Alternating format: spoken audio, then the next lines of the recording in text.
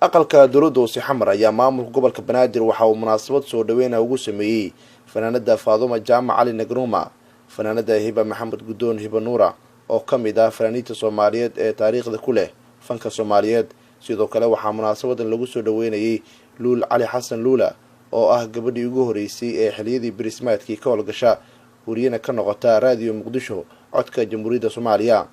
مسؤولين kala duwan oo kamid yahay gudoomiyaha gobolka Banaadir ahna duqa magaalada Muqdisho mudane Taabid Cabdi Maxamed wasiirka dhalinyarada iyo ciyaaraha dowladda Soomaaliya xildhibaan ka tirsan baarlamaanka Soomaaliya fanaaniin iyo marti sharaf kale qaar kamid ah haweenkii munaasabada ka qayb galay ayaa maamulka gobolka Banaadir ugu mahadceliyay howlaha kala duwan ee caasimada lagu horumarinaya Taabid waxaan leeyahay anagoo dhan isku duuban boqol tiranahay dalkana بوغشا كوني بقول ترى إن هيدا كنا بوغشا كوني وحن كبر وهلا كي بريدة إله يا بحنان كي تابع أنصب بعدي ده يا الله لا بحناني هوش أسبنات التال بلايا وتقدمون لا شيء تبين marka wadanka Soomaalida waxa dhisay dhalinyaro yaryar oo Taabid Cabdi Maxamed oo kala oo ku jiran isagu wali loo faarin maayo looga horeeyay isaguna waxa u xirtay calaamadaas mid la furayo ma aha calaamad waa soconaysa intuu nool yahay hero ma karo asumada sharafka leh ee duqa magaalada oo inoo sameeyay ee ah Taabid oo wada taqaanaan gudoomiyaha gobolka Banaadir ee aad iyo aad u sharfan taariikh dheerna inagu leh hadaanu nahay dadka qurba jooga ah aan si gooni ah u fiirsano dadaalka iyo waxqabadka dalkiisa asagoo inan yar ah ku fikiraya inuu wax u qabto fanaanada Faaduma Cali Jaamac Nagruma iyo fanaanada Hiba Maxamed Gudoon Hiba Nuura ayaa goobta ka jeediyay suugaan wadaniyada oo ay ku muujinayeen in dalka horumarkiisa loo midoobo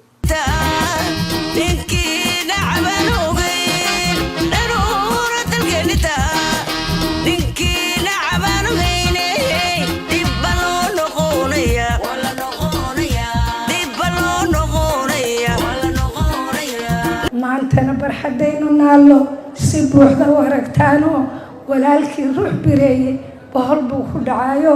asaagii beegsan waaye bahyahay Soomaaliyeed malaha waa baabantiina intaynaan baabiineen barteenaba la waayineen dunida laynaga baafin xukuumad iyo baarlamaan iyo bulshadeena dhammaan iyo beeldaajayaashow rayiga isku biirsado basilka intaa qabsataan naga baktiyo colaada wasiirka dhalinyarada iyo ciyaaraha dowladda Soomaaliya Khadiija Maxamed Diiriye ayaa kamid ahayd mas'uuliyiintii ka hadashay munaasabada fursadan gudoomiye Taabidna wada si oo idin siiyay annaga dhanuna asturay hadaan golayaal nahay hadaan degmooyinka mas'uuliyiintooda nahay hadaan kuwa qaranka nahay waana asturtay mudana gudoomiye waana asturtay Allah ku asturo waana la qaaday Allah kula qaado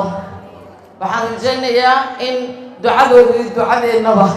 ilaahay ku aqbalo hay weliga jiro joog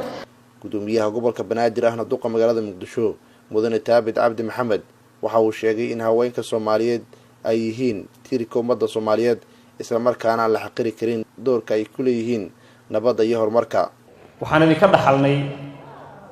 oo aan rabnaa sawirkeedii saxda ah inaan soo celino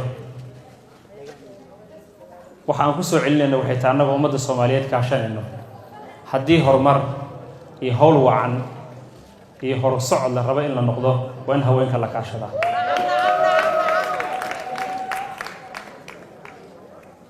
waxaan joognaa magaaladii ummadda Soomaaliyeed baasaboorka u ahayd haddii qof baasaboor uu leeyahay waa magaalada Muqdisho qof walba Soomaaliya waxay u tahay waa hooyadii Soomaaliyeed waxay dhamaanteen inoo tahay astaan ummadda Soomaaliyeed ay u tahay waxaan ognahay magaalada Muqdisho taariikhda ay leedahay dadkii caawa lahaa taariikhda soo sameeyay soo bilaabay bacaaw sharaf weyn oo tahay nasiibna u yeelanay in aqalka dowladda hoose ku soo dhaweyn markii oo maamulkan aan ku soo biirnay waxyaabaha ugu horeeyay ee mudnaanta aan siinay wuxuu ahaa waxaan ognahay bulsho haddii ay horumarto waxaa horumariya haweenka Soomaaliyeed waxaan soo taabanay qof walba waxaa tusaale ugu filan waalidkii gaar ahaan hooyadii waxaa tusaale ugu filan marxaladii Soomaaliya ay soo martay ee duruufaha adkaa waxaan maalin walba aragnaa waqtiga dhow iyo waqtiga dheer la soo dhaafay duruuf kasta lagu sugnaa nabad iyo colaadba qofka hormuudka ahaa marnana aan ka harin hooyo ahayd Faaduma Jaamac Cali Nagruma iyo sidoo kale Hiba Maxamed Gudoon Hiba Nuura oo kamid ah fanaaniinta Soomaaliyeed kuwooda lagu jecel yahay iyo halkan lagu qabtay munaasabad lagu soo dhaweynayay sidoo kale waxaa munaasabada qayb ka ahaa oo lagu soo dhaweynayay wariyadii caanka ahayd ee lagu magacaabo Luul Cali Xasan Luula waxaana munaasabada soo qabanqaabiyay maamul gobolka Banaadir oo hogaaminaya gudoomiyaha gobolka Banaadir ahna duqa magaalada Muqdisho Mudane Taabid Cabdi Maxamed